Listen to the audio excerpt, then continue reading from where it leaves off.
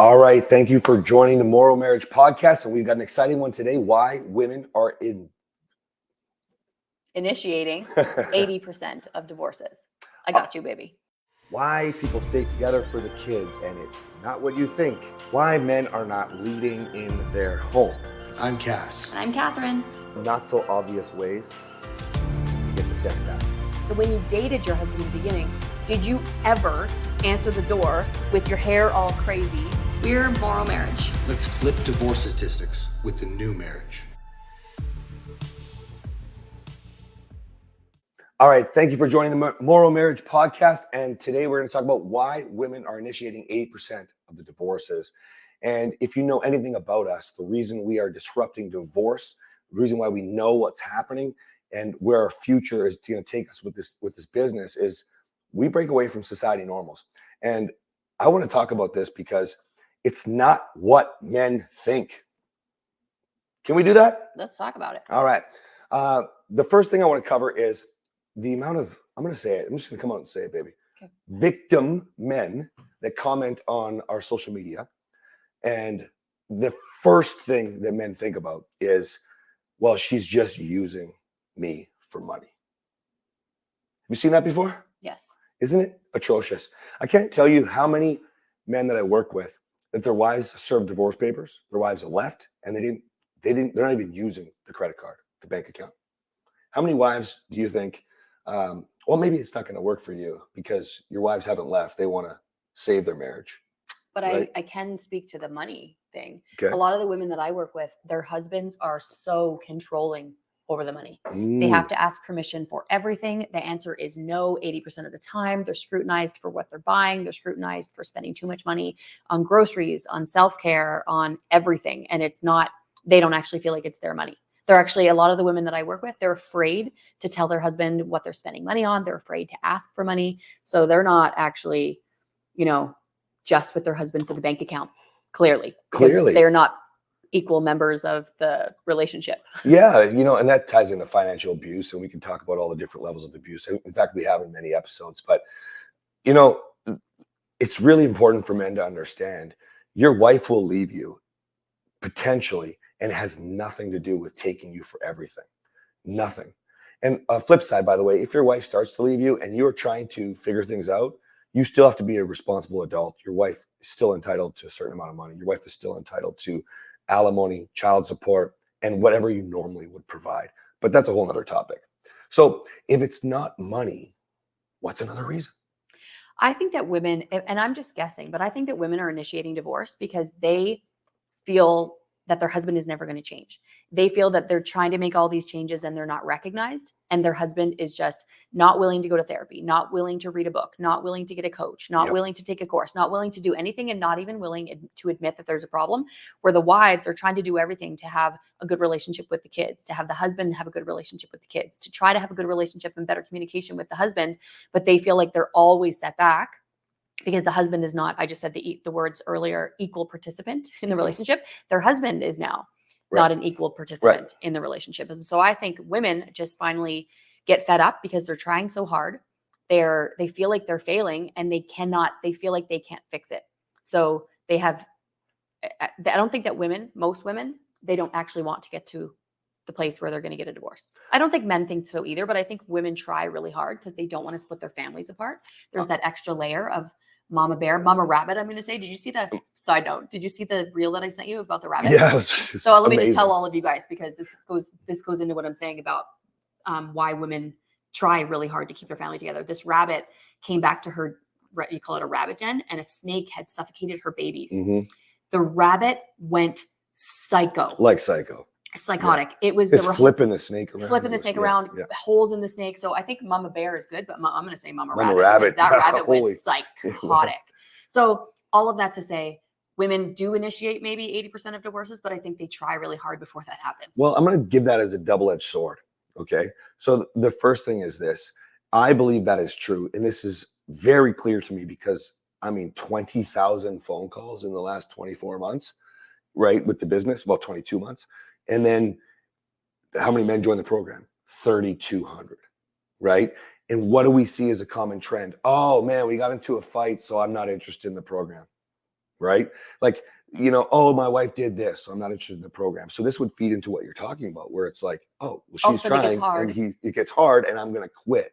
Okay. Now, double-edged sword. But they're not ready to quit the marriage. That's the thing. They quit trying. They quit trying to be better. So now the woman is even more frustrated. That's right. Because he's like, screw it, sweep it under the rug. I'm just going to stonewall. I'm just going to stay at work longer. I'm just going to go to bed earlier. I'm just going to stay away from you. That's right. Without addressing anything. And that's what pisses the women off. This is severely important if you're a man listening to understand you can't show up halfway or quit trying because it's hard, or I have these feelings and it hurts so bad.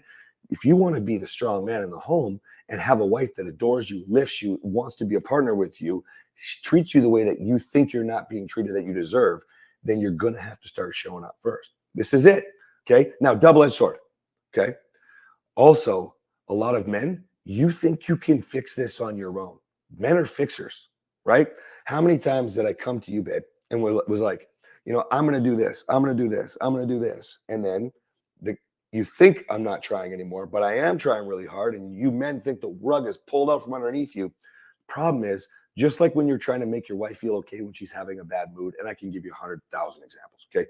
But that might be a bit excessive. But the bottom line is, you don't know what to do, and you're afraid to ask for help. I didn't make this cliche up. Men don't like to ask for directions. Me with maps, I suck with maps. Good thing you like to ask for directions. I ask for directions. And so I even got an Apple Watch just to turn me in the right direction because I suck at maps. Okay. But the amount of books, courses, coaches, mentors that went into what I know now is because I am willing to learn. The amount of times I've listened to Kathryn and assessed what she's trying to help me with, hold me accountable for, or teach me because she's willing to learn and I can learn from her. I'm able to do that. And if you guys want more, the other side of the coin is simple. You're going to have to ask for help. You're not fixing it when you say you're in a bad mood. What can I do to fix it? You need to go figure out what you actually do to provide structure for where it to go. And something that you mentioned is that you think you can fix it. And so you start to do it. You start to do the right thing, but then it gets exhausting. You don't know how to do it for a long enough time. So your wife doesn't believe in you because you quit every time. So you're going to stop yelling. And so you have good intentions. Maybe you don't yell for a day or a week, but then the yelling comes back because you didn't actually get help. And that's one of the other things that I think is really important is that women know that men are fixers. Yes. So we know that you can fix this. You're just not fixing it for whatever reason that is. And you would know better than I would, but because whatever, you get frustrated, you get in a fight, so you don't want to do it any further. You feel like you're going to fail. Or you just don't have the step-by-step. I get it. That's a big one. I get it. And you don't want to ask. No, you don't want to ask for help because that's the man's nature. I should know how. Listen, if you know we're disrupting divorce, we have the new marriage. Why? Because we're breaking away from society norms. The bottom line is you're expected to be a man and know how to fix this. You're expected to be a man, know how to be a good lover. Not have an issue with your heart on, not have an issue with how long you last, not have an issue with showing up as a man with communication. It doesn't matter what we're talking about, but you don't know. You just need to own the fact that you don't know.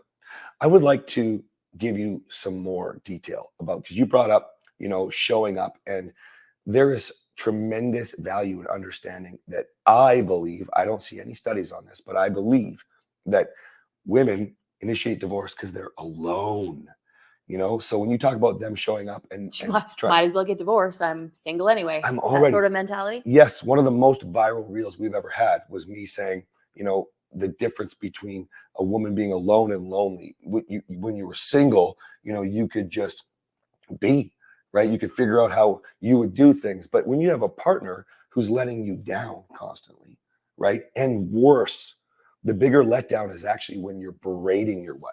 When I used to tell you all the things that you were doing wrong, when I'd lecture you all night long, when I'd scream at the top of my lungs, when I trashed the house blaming you all the time, how much loneliness did you feel? It's not just I wished that I was alone. Yes. Yeah. Exactly. I don't think I felt loneliness. I just wanted to be alone. Yes, exactly. And so it's a really good point. And I want to be really, really clear here for those of you who are listening and going, well, I just shut down. That's the same thing. That's even worse for making loneliness happen. So instead of wishing to be alone, when I would pull back, not follow through that's actually being lonely, right? Because it's not the same as being alone because you have a partner, or you're supposed to, right? So I think that men need to understand that if you don't want your wife to leave, She needs to feel like a priority. She needs to feel like a partner. And then she needs to feel safe with you. And none of these things, shutting down, screaming, lecturing, blaming, swearing, abusive like I was, is doing anything to create any of those things. No peace. No. And I think that women, if they think about it for a long time. So men, you might feel completely blindsided when your wife finally does leave. But if you think back, there have been lots of signs. There have been lots of times where your wife has expressed, maybe not in the right way, because she didn't know how. She's got these walls of bitterness and resentment built up. And so she's expressed that she needs more of you, but you give her more of the toxic you. She's expressed that she wants you to be a better dad, and you don't know how. She has told you that she would like X, Y, and Z, and you feel like it's nagging. So by the time she serves divorce papers and it comes out of the blue for you and you think, oh my gosh, I didn't know my wife was unhappy. If you think about it, there's been lots of times that you've gotten in fights or that your wife has told you what she needs. Yeah. But maybe it did come across as nagging because she didn't have the communication skills either, because you guys have built this toxicity between you. But just know, if your wife serves you divorce papers, it's not like she didn't think about this probably for years. Oh, for a long time, you know, and that goes back to when we were training. When I trained for 22 years at the gym, all the women talking about finding the next person, wanting to get out, because it's not always finding another person, but wanting to get out. This is being hashed out and processed for a long time before she decides to go. Yeah. You just said something really, really powerful, and I just want to touch on it quickly, that, you know, you're presenting the toxic side of you. So if you know me, I say it's all violent. Okay. I don't care if you're screaming. I don't care if you just have a bad tone in your face. It's all violence. Because I want you to have a distinct line that you can draw in the sand. A bad tone in your voice and a dirty look on your face. That's right. Yeah. It's all toxic. Okay. It's all bad. It's all leading to the contemptuous path. And yesterday I filmed some content that's going to come out next week. That's about men want their wives to submit, right? So we're talking today about why women are initiating divorce, but you know, men want their wives to submit to them, Christian or not, okay? Their wife should just be there, available. That's what marriage is all about, right? All right, one vagina for the rest of my life, and it's gonna be awesome. I'm gonna have it all the time, okay? And then if you're into faith, you're going like, she's supposed to do this, right? Even more so, I think, with Christians, you know? I think some Christians, maybe it's been bastardized, but I think, you know, it's been kind of hashed out among Christians that that's not actually what it's meant. Yeah, it's not. That's my content that I'm going to put out is what I'm saying is like, you're supposed to submit to her first. You're supposed to sacrifice all of you, the best parts of you, and these toxic parts that bleed out. It's no wonder women are getting tired of feeling like they have a toddler who wants sex and he's pouting, he's frustrated, he's angry. Like, that's also a man who's not making decisions at home. It's also a man who's not being there for his wife as a partner. She's alone. All these things that we're covering today. How in the heck can you expect her to submit? And why are you surprised when she wants a divorce? It's really where I'm going with that. You know? Exactly. All right, guys, listen, if you want your wife to not be one of the 80%, it's climbing, guys. It's climbing. Women can do it on their own. Women don't need us. There are distinct differences between men and women, but if you can bring those together, you're going to be on fire. You just have to own it. You have to understand that I have to take responsibility for me. I have to start showing up in a way that makes my wife have peace, makes her feel like we're partners, and then we can start talking about passion, intimacy, conversation instead of communication, all of these things. But if you don't, it's going to end. I don't care what she believes of commitment. I don't care how badly she wants it. It's going to end. And I don't mean necessarily in divorce, but ghosting sucks too. Sucks. Yeah. You know? For sure. All right, guys. Thanks for listening, guys. If you have any questions or topics that you would like to discuss on the show, have us go through with you, please go to MorrowMarriage.com, hit the podcast or live, I think it's podcast tab, and there's a form. Just drop us what you want to talk about and let's get into it. We'll see you next time.